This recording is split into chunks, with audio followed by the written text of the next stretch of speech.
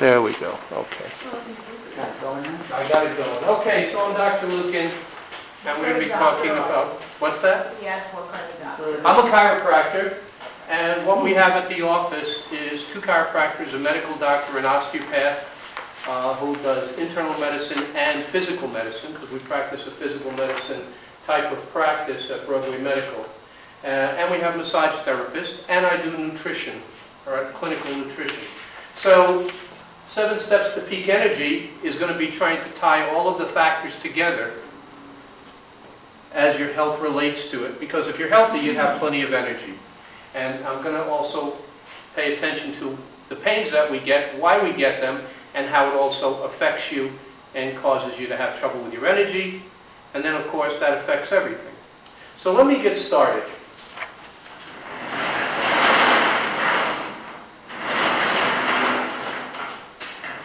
The main categories that I'm going to talk about is food and our body chemistry, exercise or our activities, sleeping, our mental attitude as it relates to stress. Then I'm going to delve into stress a little bit more to tie everything together on a physical, mental, and chemical level as it affects our body. Then I'm going to talk about the pains, how it affects our nervous system, but how our nervous system controls all of this.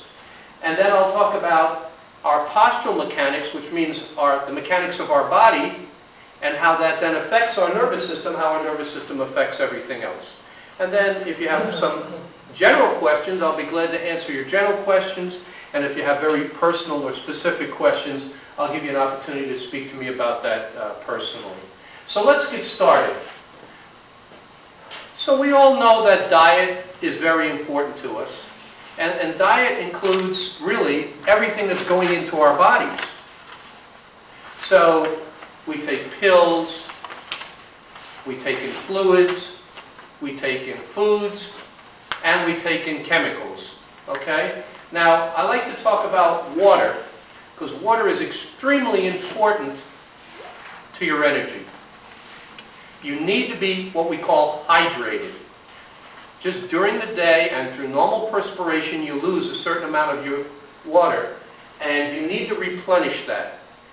Think of your body as a sponge, and it should be nice and plump, and when it dries out, you're not doing very well.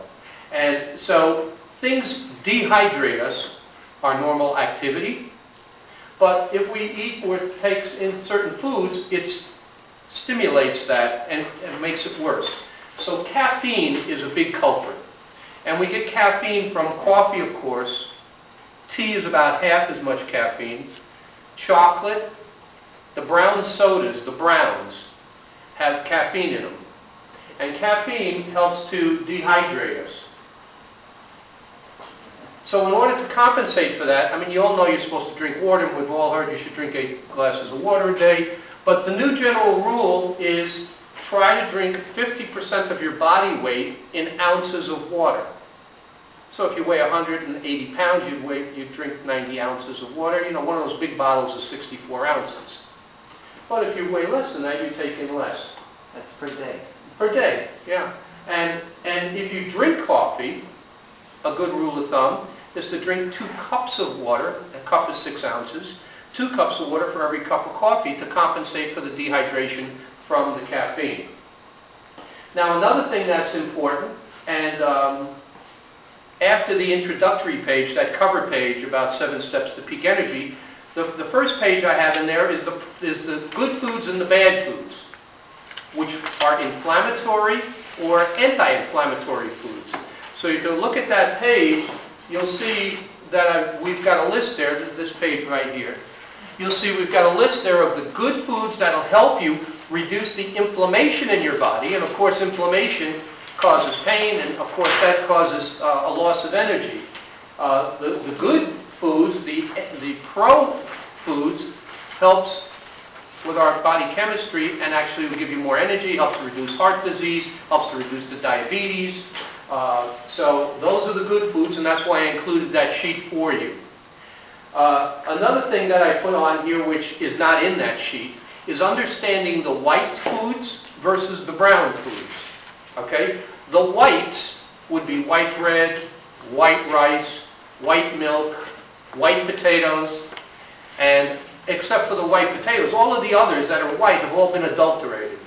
They've all been fooled around with because they're all manufactured. Even the rice has been blanched or bleached or whatever they call it. So what we recommend for good health and to increase your energy is to eat the browns.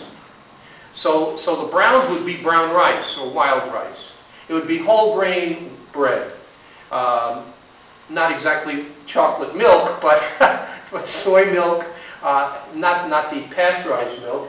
And for severe arthritics that I've had, I've even recommended natural milk. What about microbes? Excuse me? If you drink unpasteurized milk, aren't you increasing the risk of getting infected? Well, you are increasing the risk, so you have to make sure it's okay. That's why it's not legal in the state of New York to sell it. And the other thing is yams or sweet potatoes. So eating sweet potatoes, especially for diabetics, for sugar glucose metabolism, yams and sweet potatoes is much healthier than eating white potatoes. And as a matter of fact, I don't know if you all remember Carlton Fredericks. He was a very famous nutritionist out of New York City on the radio for a long time. And he used to say that the nightshades, and I think he included the white potatoes in the nightshades. Nightshades are vegetables that grow in the ground.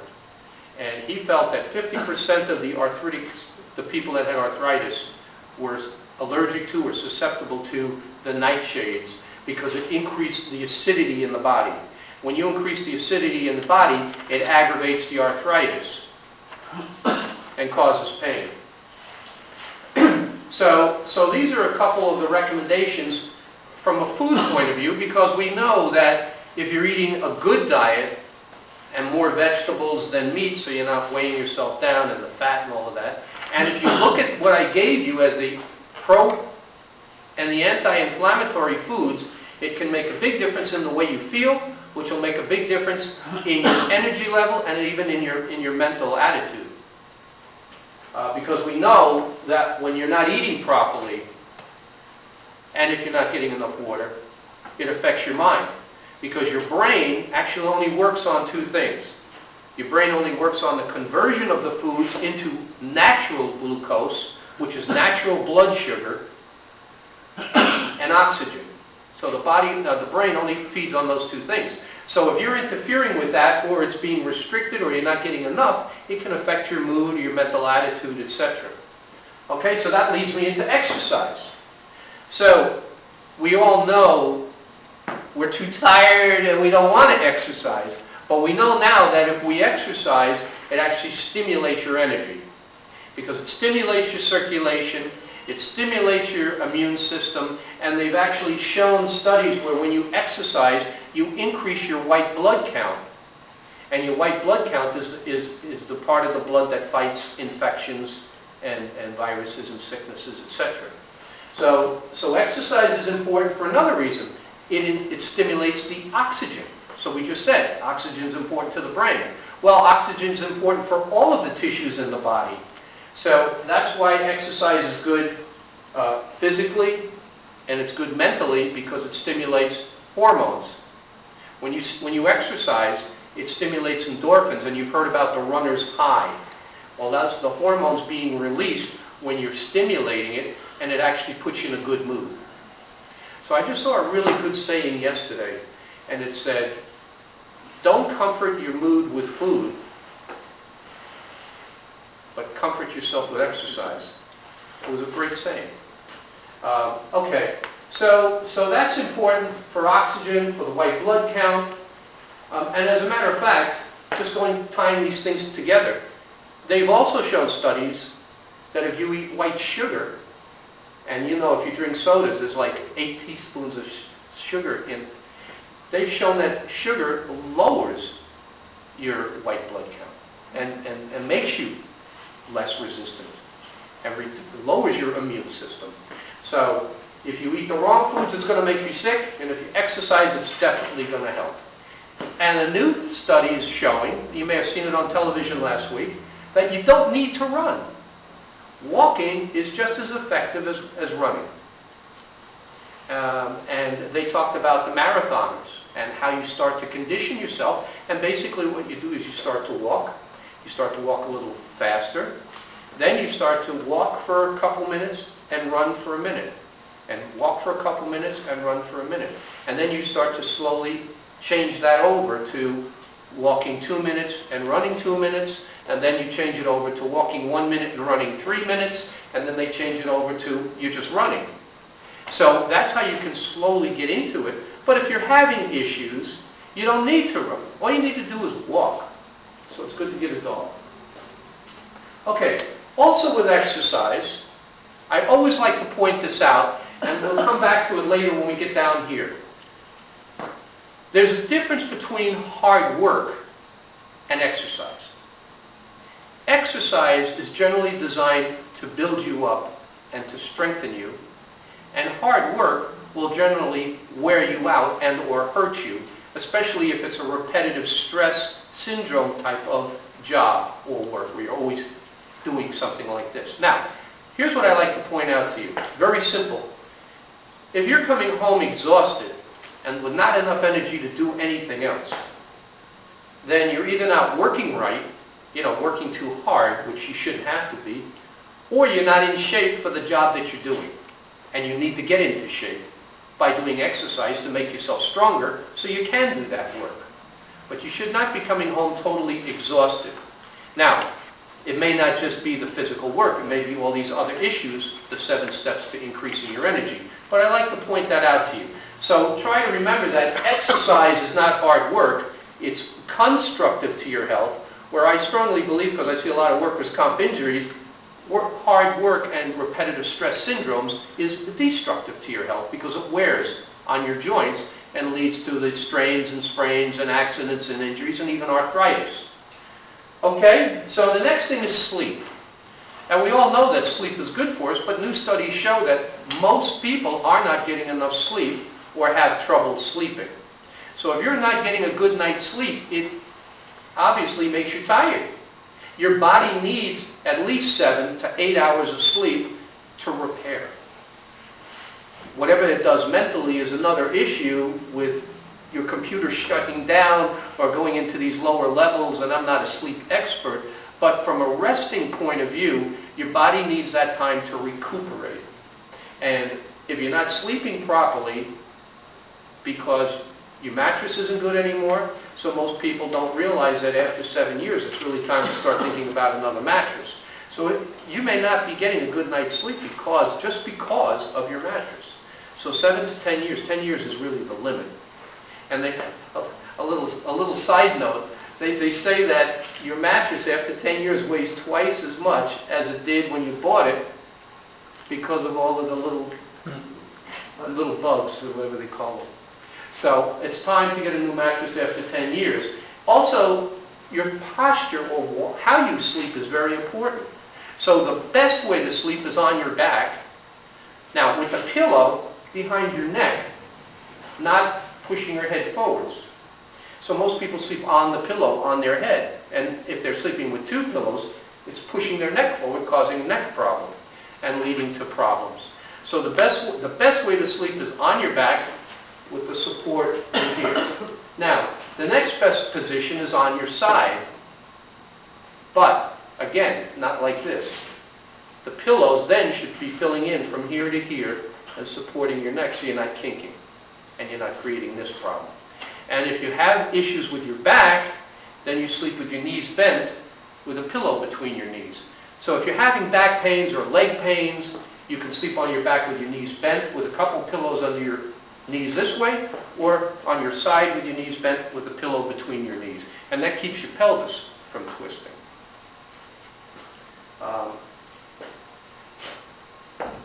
So that's what I want to tell you about sleep, okay? Mental attitude. So we're going to get into how this drains you, okay? If you're always worrying, it's going to drain you. So it's very important to try to learn, however you do it, whatever source you like, it's important to really realize how much your mental attitude plays a role in your energy level. So happy people are much healthier. And I know that's not easy, that's an easy statement for me to say and not so easy for people to deal with.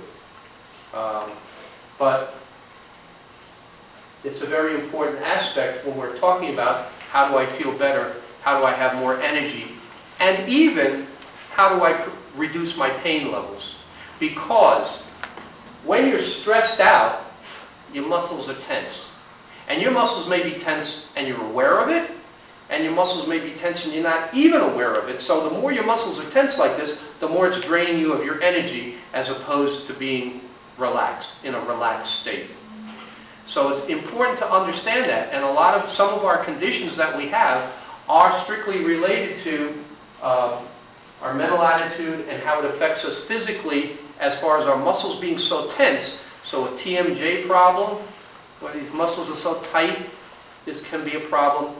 It can tense up the neck, then it pinches the nerves in the neck going down the arm into the wrist, then you can develop carpal tunnel. And I'll get into that more when I get into the postural mechanics of how all these stresses affect our body and how our body then affects our health. So let's talk about stress. I've been building up to it, and each one of these is an individual stress. But when you take it as a group, it's extremely important on how it starts to affect our health overall. So there's the physical stresses that I've been talking about, and I'll talk about a little bit more in a few minutes. There's the mental stress, which we just spoke about, and then there's the chemical stress that I started with. So why do I put this in here? Because it's important to understand, and this is like a cardinal rule in health. The best thing that you can do for your health is to be in balance. And when your body cannot be in balance, it gets sick. Balance is homeostasis. Medically, that's what we call it. It means body in balance. Now, when you do a blood test, there's a normal, and then there's abnormal. And either you're too high or you're too low. And all medical conditions are classified that way. So either you have a hyperthyroid or a hypothyroid. Either you have diabetes or you have low blood sugar, right? Either you have high blood pressure or you have low blood pressure. Either your pH is acidy or it's alkaline. When it's in the normal, you're supposedly okay, although that can vary. So it's important for us to try to get the body in balance. Now, as we talk about stress and as we talk about how this gets us tired and worn out or leads to accident and injuries or even depression, it's important to understand this one factor. This is my golden rule. When the body is healthy enough, when everything is working together, when your hormones are working together and your digestion is working together and your breathing and your circulation and your lymphatic drainage and all of those systems in your body are working together, you're healthy. When one of them starts to get out of whack, you start to run into trouble. And the more your body has to deal with that, the more it drains you of your energy. Does that make sense? Yeah. Okay? So that's like the golden rule. And that should be the optimum of what we're driving at, is we don't want to stress our bodies out with the wrong foods, with too many chemicals, adulterated foods, because the more the body has to process that, the more energy it's draining from you. And that's really how diabetes develops. Let me give you an example. You can drink 1 or 2 shots of alcohol, and you can deal with it, or it may make you a little tipsy. If you drink the whole bottle of alcohol, it'll kill you. You can take 1 or 2 of your pills from a prescription, and it may help whatever it's supposed to do. But if you take the whole bottle of pills, it will kill you. So that's the dramatic extreme of what happens when we're putting chemicals into our body, or things into our body, or air pollution, or bad water, or whatever. That's the extreme example. But what happens if you're doing it slowly, and you're killing yourself slowly with 8 teaspoons of sugar in your Coke? You know, what happens if we're always eating the white bread instead of the whole grains? So here's what happens. You don't drink the whole bottle of alcohol. but you have 3 or 4 drinks every day for 30 years, you develop cirrhosis. So your body can wear out slowly, or it can happen all of a sudden. And here's the reason. Your body always has to stay in neutral, as we just said. As long as the body can compensate, here's the most important thing I can tell you. When the body can compensate for whatever circumstance it's under, it'll stay healthy. When it can compensate and adapt, it stays healthy. So if you take a shot of alcohol, all of the chemistry starts and the body starts to produce sugar to dilute the alcohol, and the hormones are produced, and your liver is working, and your pancreas is working, your stomach's working, your thyroid's working, the hormones are being produced. As long as the body can compensate for what you just ate, or it can compensate for the drug you just took, or it can compensate for the air that you're breathing, that's chemical stress. Now, as long as it does it successfully, you're okay. Sitting here is a physical stress. So when you sat down, you were fairly comfortable. After I'm talking to you for an hour, let me ask you how comfortable you are. Because what's happening is your body is compensating and trying to adapt for the stress of sitting, and after an hour, the muscles are going to be getting fatigued, and you're not going to be able to compensate anymore. So then you're going to start to feel uncomfortable, have to move around a little, and you're going to want to get up. So that's when your body cannot compensate anymore. When your body can't compensate and adapt for a certain circumstance, you get sick. So you can be healthy, and if you go out into the cold weather and you get that little chill, what happens? Bam. Cold. You have enough virus and bacteria in your body all the time to make you sick. But as long as your body's resistance is high enough, you don't get sick. You only get sick when the stress factors of whatever is affecting you, and the body can't compensate for that stress factor quickly enough. It allows your resistance to drop, your immunity drops, and you get sick. Now, if that happens long enough, it can become a disease. You all get that? Yeah. And I'm going to get to this in a little bit much more complicated detail in just a minute, and I think you'll find it fascinating. And the things I'm going to be telling you, you've never even heard before, but it's the key to good health. This stuff is the simple stuff. Just feeling more energy is the simple stuff. Okay? So, now let's talk about the central nervous system. Let's talk about how your body then compensates and adapts for all of this. And we'll talk about your postural mechanics and how important they are to allowing this to work right. So, I like to use the example of your carburetor. Everybody understands their car better than they do their body. When I was driving here, I saw a Ferrari. Okay? You are all Ferraris. Your bodies are so complicated and magnificent, you're all Ferraris. Now, those carburetors have to be tuned up very precisely. They have to be tuned up every couple months because they're so... And they have to have the best gas in them. Now, so what happens if that Ferrari, you just spend $1,500 on a tune-up for your Ferrari, and you put cheap gas in it? How's it going to run? Not good. Not good, right? You know your car starts to knock if you're not getting enough octane. Well, that's the same as eating the bad foods. Okay? Now, let's turn it around. Let's say that you put Sunoco 360 in it, which is $5 a gallon, but it needs a tune-up. How's it going to run? Great. Not so good, right? So that's how your nervous system has to function. Your nervous system is what controls and operates the whole body. And then we have our shell to house and protect it. So I'm going to show you something really dramatic right now that you may or may not have ever learned before. It'll go back to your basic biology, and you'll see how I tie this all together for you. You find this interesting so far? Yeah. Yes. Okay, we're going to go right back to the beginning of the creation of life. Go back to your biology class. And we have an egg. And then we get a sperm. And then we have fertilization. And that's when the DNA of both of these collides, that's all of the wisdom of the universe. It knows what all your ancestors looked like, and it knows what you're going to look like when you're 30 or 40 or 50 or 60 years old. Do you understand that? This one cell then, once it's fertilized, has all of the information. Now, this is amazing. So, the first thing that develops is we get division. So now you have 2 cells. And then 2 cells becomes 4 cells. And then 4 cells become 16 cells. 16 become 32, 64. Now when we get to about 132 cells, after I think it's about 2 weeks, it starts to look like a raspberry. So if you remember back to your biology, they call that a morula. That's Latin for raspberry.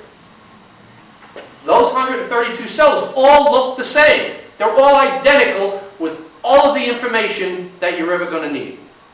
Like I said, it knows exactly what all your ancestors look like. Who knows, maybe all the way back to Adam. Now, we know that our eye cells are not the same as our heart cells, are not the same as our skin cells, they're not the same as our bone cells, right? Am I right? Yeah. I need you guys to be with me. Mm-hmm. Yeah. Okay, so the first thing, now all of these cells are identical. The first thing that happens is we get a streak in there. You remember this from biology? It's called a primitive streak. And that primitive streak is actually the beginning of your spinal cord. And why does the spinal cord have to form first? Because it's the electrical system to everything, right? You should be able to touch yourself anywhere and feel it, because the nerve is picking up the message and bringing it back to the brain. So the first thing that forms is your spinal cord, and the next thing that forms is this little bud on top, and that's the brain. So the brain and the spinal cord is what we call your central nervous system. I like to call it the Long Island Expressway. Okay? Now, as I said, the first miracle that happens is, well, the first one is fertilization, but the second miracle is specialization. Now, these central nervous system cells are going to be special. And the next things that form, as our organs form, like our heart cells, or our liver cell, or our pancreas cells, they're all different. So at some miracle point in this, we start to get cellular specialization. It's a miracle. They don't understand it. They don't know how it happens yet. Okay? Now, as this develops, we start to get our spine, because it has to be housed and protected. Now, this is the next thing that's really, really amazing. That spinal cord is like this rod that's in here, okay? And that goes all the way from your brain all the way down to about here. And then then it goes into what they call the corda equina, which again is Latin for horse's tail, which is the little filaments. Okay? Now, watch this carefully. The baby is in the womb like this. When the baby comes out, the first thing the baby starts to do, it's cry. When it's laying on its stomach, is it starts to raise its head up. It starts to form the curve in the neck. And as the baby starts to walk, it starts to form the curve in the lower back like this. So once you're formed, when we look at you from the side view, you're supposed to have a curve in your neck going forwards. You have the curve in your lower back going forwards. And then you have a compensatory, remember compensation? You have a compensatory curve between your shoulder blades and down here in your pelvis. So you have 2 curves forwards and 2 curves backwards for balance. All right, this is supposed to be balanced.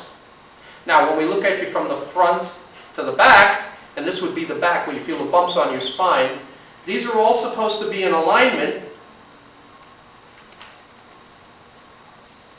or from the front, should be in alignment. Why? Because off the spinal cord, you have to get your nerves that are coming out there that are going to everywhere in your body. So, again, this is the Long Island Expressway, and this is exit 35, and exit 36, and exit 37. The nerves coming from all the spine, the whole spine? Yes. Or just the bottom? No, the whole spine. All right, so you have your spinal cord in the bone, running in the canal, like this. That's your spinal cord. And then off of each one of these segments, you get a major nerve, that's what we call a spinal nerve, all right? This is the central nervous system, is the brain and the spinal cord, and from the spinal cord out, it's called the periphery, or the peripheral nervous system. So you have a nerve on each side, going to each side of the body at the same level, You see these yellow things? Those are the nerves, okay, going out.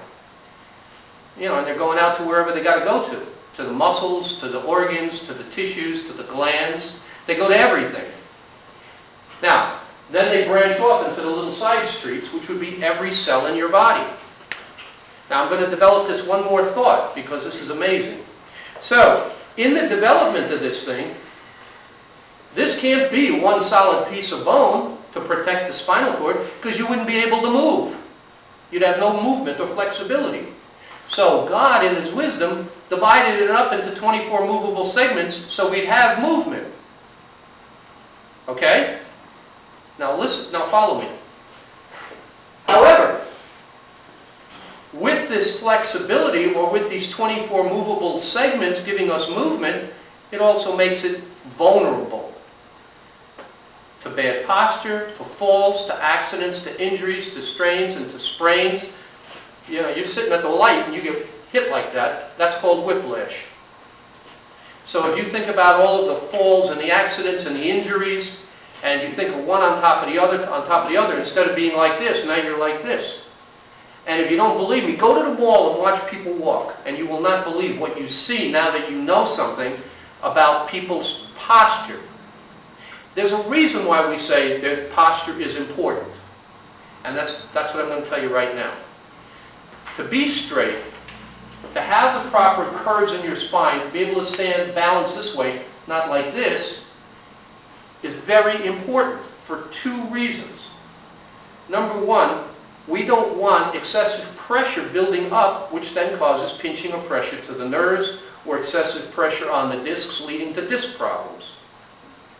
The other problem is, the more distorted you get, the more rubbing and grinding. Again, let's go back to the car. If you have a good wheel alignment, and you're going 60 or 70 miles an hour, the car drives nice and smooth. If you hit a pothole and one of those wheels is off a little bit, what happens to your car when you're going 50 miles an hour? It starts to shimmy, okay? Because of bad wheel alignment.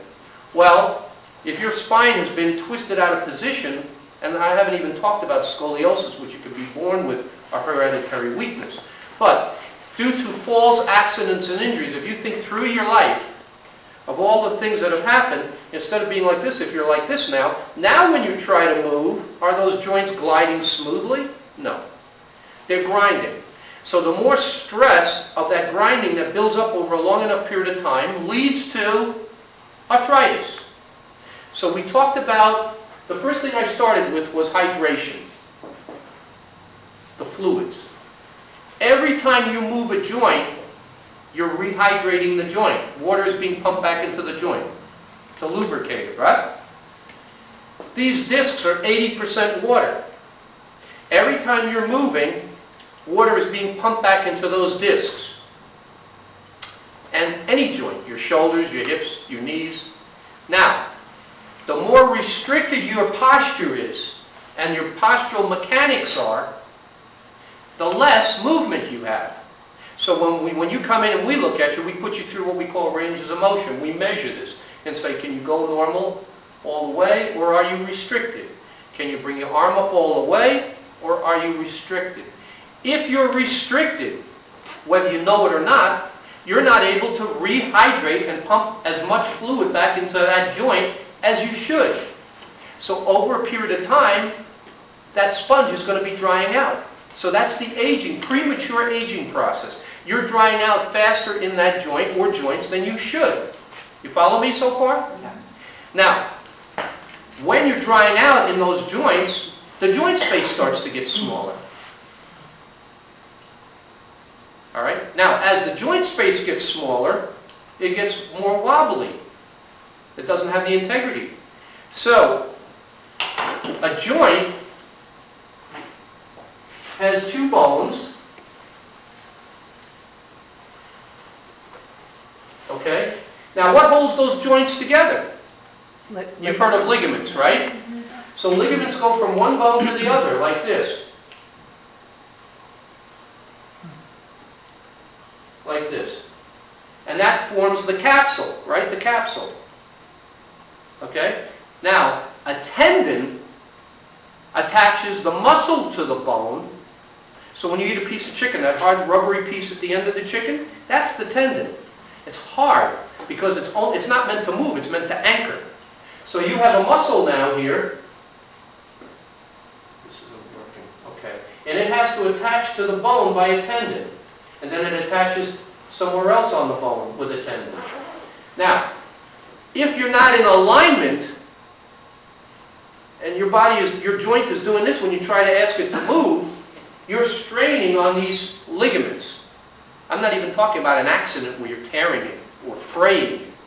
But repetitive stress syndrome, where you're overworking, repetitive stress syndrome, whether you're aware of what you're doing or not, will start to cause fraying on these tendons or the ligament attachments. And so what is the body going to do? It's always going to compensate and adapt the best it can. That's what arthritis is. You've heard of spurs? Spurs is the calcium salt deposit on that part of the ligament and tendon where it's attaching to the bone. So rather than letting it tear apart or pull off, it's going to anchor it with calcium salt. And that's what we call the spur when you see that beak anywhere. Now you can have calcific tendinitis, which is very common like in the shoulder or the hip, and that again is the calcium deposits right into the ligaments that we can see on the x-ray. And that can actually be anywhere in the tendon. So, a healthy joint has good spacing. But if you have restricted motion because it's not in alignment properly, it's going to start to dry out. As it dries out, it starts to get narrow. As it starts to get narrow, it makes these things wobbly, and then they start to have to attach themselves harder with arthritis. So that's how you get arthritis. Arthritis is not the cause of your problem. Arthritis is the body trying to stabilize the problem. So when we try to treat arthritis, because it gets inflamed, like I said, with the wrong foods, but if you eat the right foods, you won't get the inflammation, but if you can realign the joints better, you won't get the strain and irritation to the muscles, ligaments, tendons, to aggravate the arthritis, and in some cases, reverse the arthritis, which I've seen. Does all this make sense? You could reverse arthritis? If you can alleviate the stress factor. So the whole key to this whole deal is understanding how stresses, whether it's chemical stresses, physical stresses, mental stress, all those stresses. And stress is everything. If the lights are too bright, it's a stress on your eyes. The air pollution, if it's too cold, if it's too hot. All of these things your body has to deal with and compensate and adapt successfully. If you can deal with it successfully, you stay healthy. And if you can't deal with it successfully, you get sick. Now, let's talk about disease. One more thing and then we're finished. Are you interested in this? Is it all right if I keep going a little bit? You didn't bring upon the subnuvial fluids that between the... Right, exactly. Now, I tried to read up on it because I have arthritis, and there's no way to replace those fluids. Well, I don't agree with that. I was looking in... All right, listen, it only makes sense. The way to improve the fluid in the joint is to improve the motion and movement of the joint. Because it's the joint movement that causes the pumping of that fluid back into the joint. And it's the restriction of the joint that allows you to dry out. So if you sit in the car for too long and you get out of the car, you're stiff, right? Because there's been no movement. And that's how quickly you stiffen up. And that's only for 2 hours. Okay? So let me run one more thing by you, and then we'll be finished. Going back to the cellular production. So we understand about the specialization of the cells. Now here's another miracle. Here's what's so interesting. Your heart cells only live 90 days. Of course, you have billions of them. Your blood cells only last 120 days. Your bone cells last the longest. Now, you know, if they're dying, they have to be replaced. So theoretically, every 7 years, all of the cells have been replaced in your body with newer cells, except your central nervous system of your brain and your spinal cord. That's why your personality doesn't change, so you're not going to be married to someone different. Okay? And that's why if you get paralyzed, you're paralyzed. Unless they can find an alternate pathway for the nerves to run around the injury. But the cells themselves cannot regenerate, meaning repair themselves. You can cut a liver in half and it'll grow back. It'll regenerate. Just like you cut yourself and it heals, okay?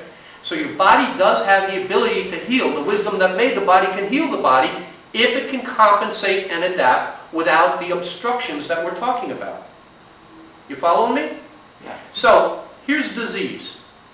The definition of pathology is sick cells. So, when you have the cells, let's say in the pancreas or the liver or whatever, and the body is producing new cells, is the body producing new healthy cells? Or is the body producing more sick cells? Meaning they're not getting the correct combination of messages, hormones, etc. And that's how disease and pathology develops. It's the proliferation or the growth of the bad cells, and the good cells, no. You want to reverse that and start having healthy cells replace sick cells to regenerate your body. Make sense? Right. That's something you've never heard. But that's the holistic approach to health. Now, let me leave you, where are we on our sheets there? Let me just borrow this for a second. So I've got, along with the food sheet that I gave you a couple of free gifts. I got some complimentary coupons for you from the GNC in Rockville Center and the Vitamin Shop, which is in Oceanside or in front of Green Acres. So you got a couple discount coupons there if you're into the herbs and you want to do that. Now, I have these last three sheets here for you. And what we're going to be talking about next and the end now is subluxation. So what I've been talking about now is the alignment of your joints. Now, as long as the joints in your spine are in alignment, you're healthy. When the spinal joints are out of alignment, you start to get pressure on your nerves. And your nerves don't work right, which leads to everything we just talked about, which is called the cascade of health, where you degenerate into sickness.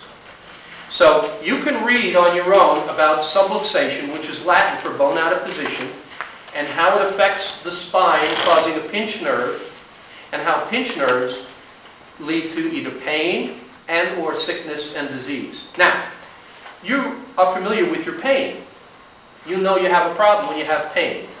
But the interesting fact is, when we're talking about the central nervous system and the peripheral nervous system, only about 10 or 15% of your nerves produce pain that you can perceive in the peripheral nervous system. 85% of your nerves produce function, are telling the cells in the body how to work, but don't produce pain. So if you're having a pinched nerve to a nerve that doesn't produce pain, how are you going to know you have a problem until you start having diseased cells? So it's important to try to identify if your nerves are being pinched or not. And that's what this explains here.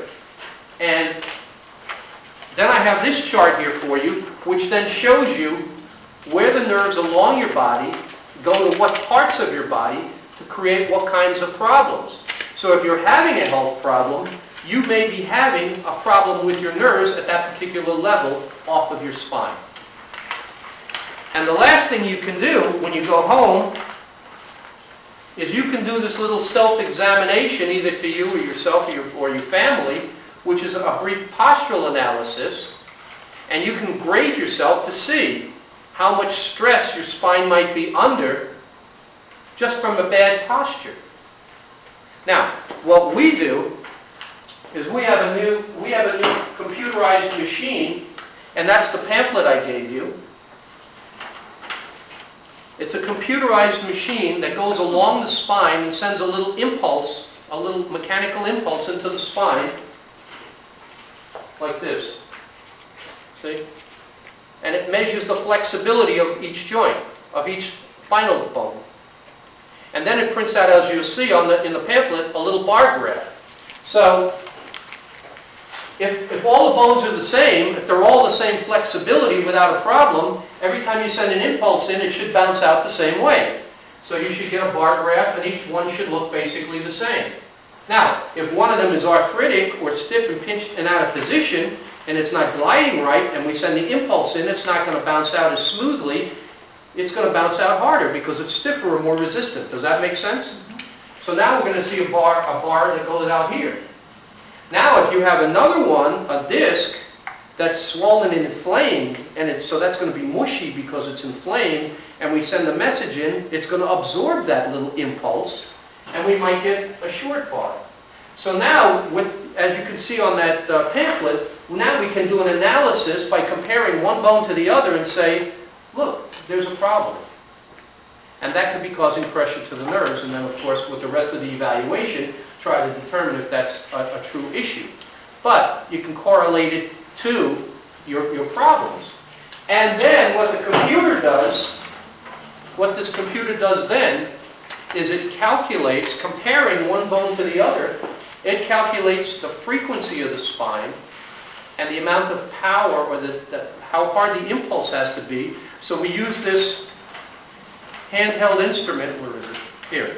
We use this little handheld instrument on the spine, and instead of doing traditional manipulation with our hands, that little handheld instrument starts to tap at a certain frequency that the computer has determined, because each one isn't the same, and how hard it has to be, and how long it has to go until it gets that joint to comply as close to the others as possible. And then you can go back in and reevaluate and do another bar graph and see, this one was way out here now, so now, how does it look now compared to the others? Well, this is better than that. And we see that we made an improvement, at least for that day. So this is the new technology that we're using to try to analyze the nerves for the pinched nerves that can be leading to pain and dysfunction and dis-ease, which leads to disease, see? And so when you do all of these things that I've talked about, your energy is going to be better. Does that make sense? Okay, so that's what I was here to tell you about. Now I'm going to shut that off, and then I'll answer some questions.